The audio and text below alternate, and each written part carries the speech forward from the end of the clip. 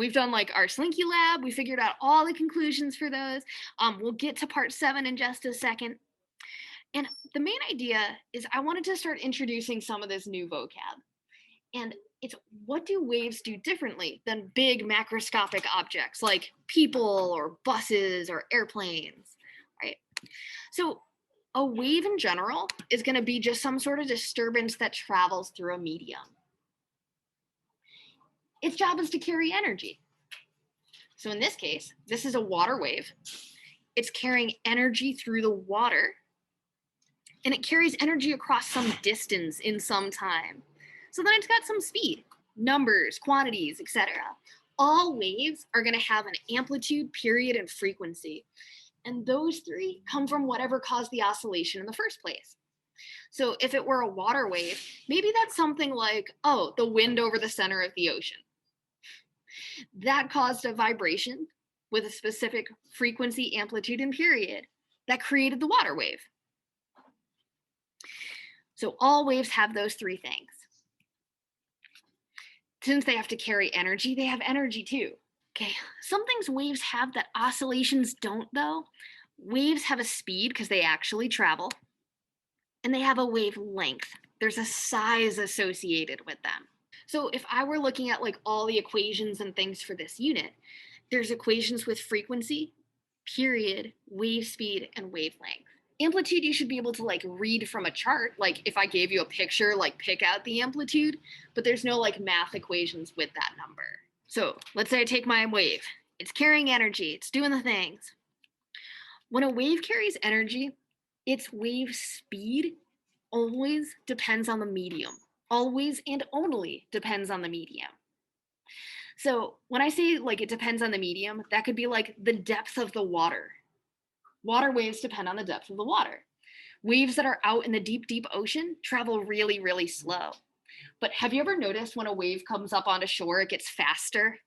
If you've ever done the thing where you go down to the shore and you like run away from the wave so it doesn't get your feet wet, the more shallow the water, the faster it goes. So if I change the medium, like maybe instead of water, what if it was like, I don't know, a tide of sand? If I change the medium, then I change the properties. If it was a gas, someone was saying like, if you inhaled a really hot gas, could you make it do the helium air balloon thing? You could, but the temperature of gas you would need would burn your lungs. You wouldn't want to do that. That's why I did that demo with light density gas. And Adam Savage did it with low density gas. So if you change properties of the medium, it changes the speed. So if I change the tension of the string, right, changing the tension changes the speed. Whenever you change the medium, it changes how fast the wave can go.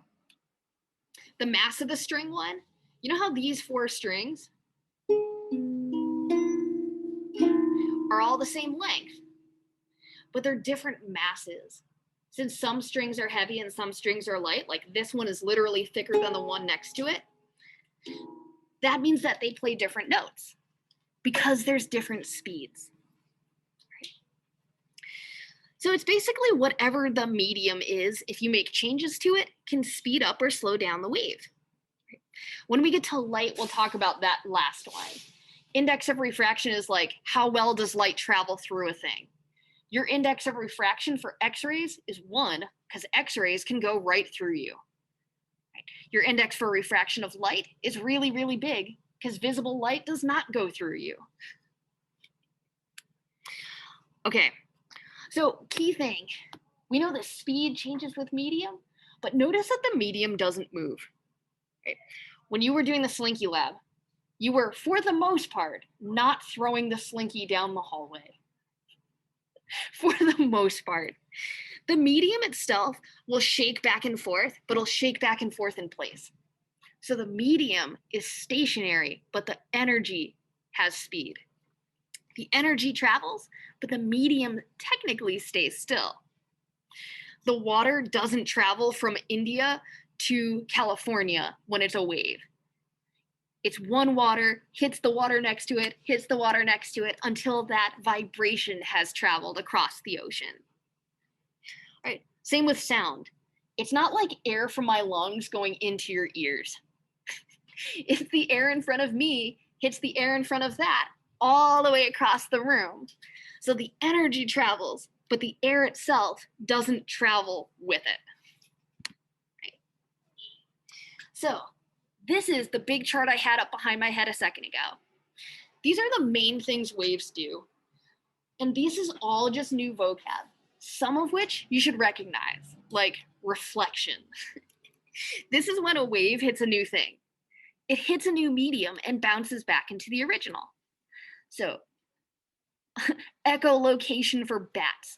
The wave was traveling through the air, hits a bug. The bug is not made of air. So the bug is a new medium and it bounces back the sound. Solid objects kind of reflect. If you had a basketball, it like kind of reflects off the ground. It's even going to obey what's called the law of reflection. So if you want a like easy picture, you're just like drawing pictures of waves. The picture I draw for reflection is this last one. That's like light bouncing off a mirror, right? It bounces back from air to air. So that's one. Reflection. One we already know. So for refraction, this is when a wave hits a new medium, but it changes speed. This is what happens when like light goes through air, then glass, then water when you're at an aquarium. And this is the one that you needed a double slinky, a 2 different material slinky for number 7.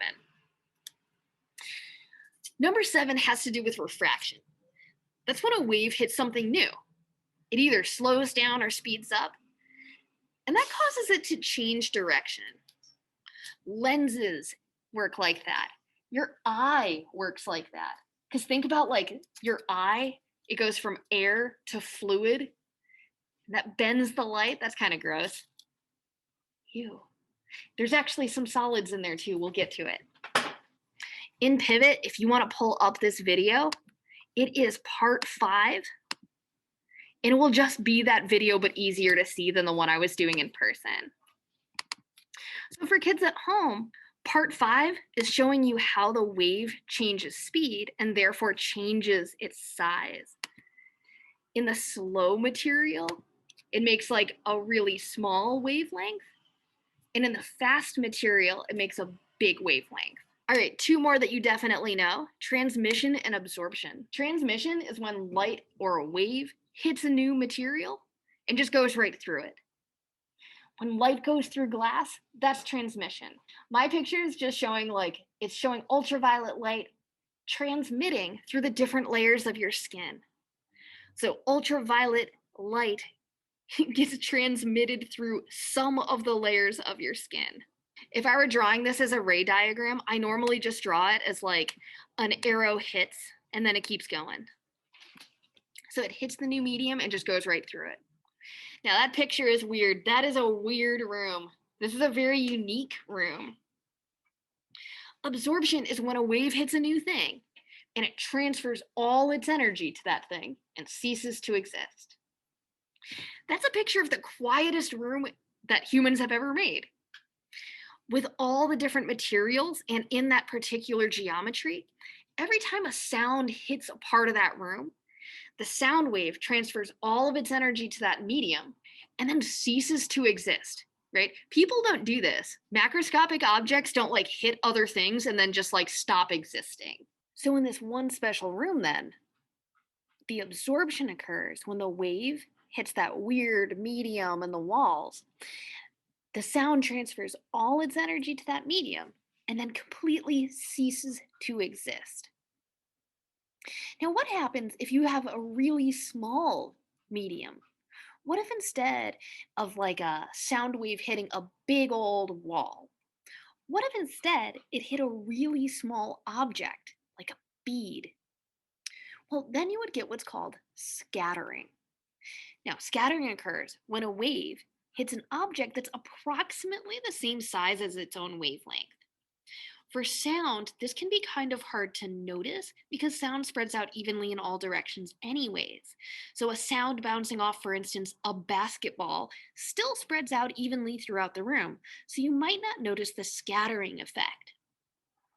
Where you will notice the scattering effect is when light hits something like water vapor in the air. That scattering leads to the beauty of clouds. That's what's leading to the thing that looks like rays coming from the sky in this picture. That's scattering of light.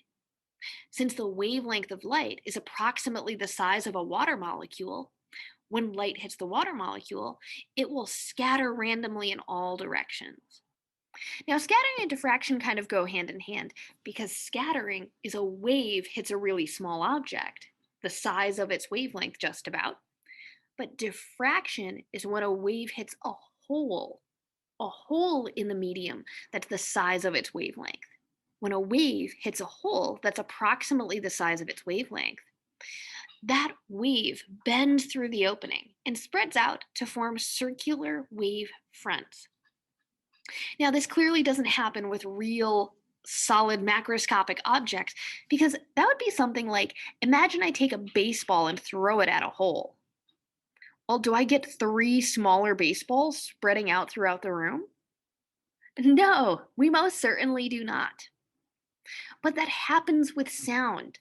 When sound hits a very small opening, it still spreads out and travels through and fills up the room.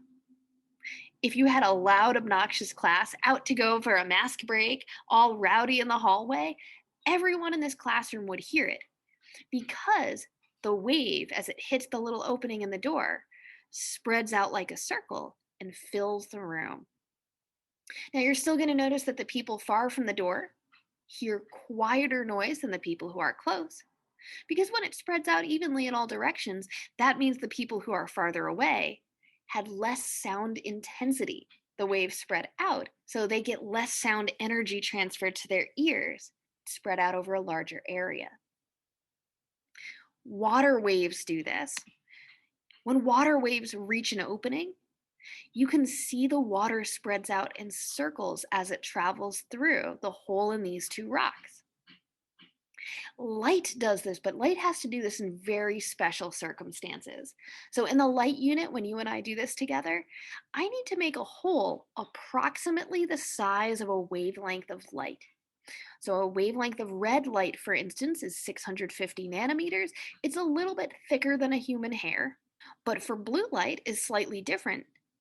And since red and blue have slightly different wavelengths, they spread out slightly differently, and it gives you this really neat rainbow pattern. When we do diffraction of light, we'll actually be able to calculate that and explain how that works. So I'm going to end class with a demo in just a sec that has to do with interference. This is when you have two waves in the same medium. And since they interact with each other, they can make the amplitudes larger, like the amplitudes can add together. That would make a brighter light or a louder sound. We call that constructive. If they go in the opposite directions, this means you can have two waves cancel out and make zero waves. Now that's weird because for macroscopic objects, this would be like if you had two cars in a collision with each other. Two cars in a collision that temporarily make zero cars and then pass through each other like nothing has happened before. Destructive interference, their amplitudes cancel, so you would see no light or hear no noise. How your noise canceling headphones work is it takes a signal from the sound outside. It picks up noise from the microphone. It replays, but 90 degrees off. And since the crests meet up with troughs and the troughs meet up with crests, you should hear zero sound. Now, I can actually do that, and that's going to be my end thing of the day. All right, kids at home. Okay, right now we have this microphone that's picking up the sound from those two speakers, and we're right symmetrically located in the center between the two speakers. So what we'll do now is to move away from the center, and this readout here gives the loudness of the sound that's picked up by this microphone.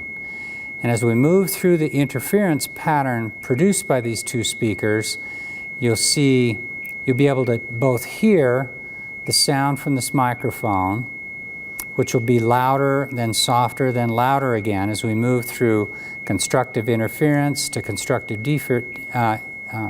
destructive interference. And then you'll also be able to see that that the readout will show that loud, soft pattern. So I'm going to be quiet now so that the microphone will just pick up the sound from the speakers.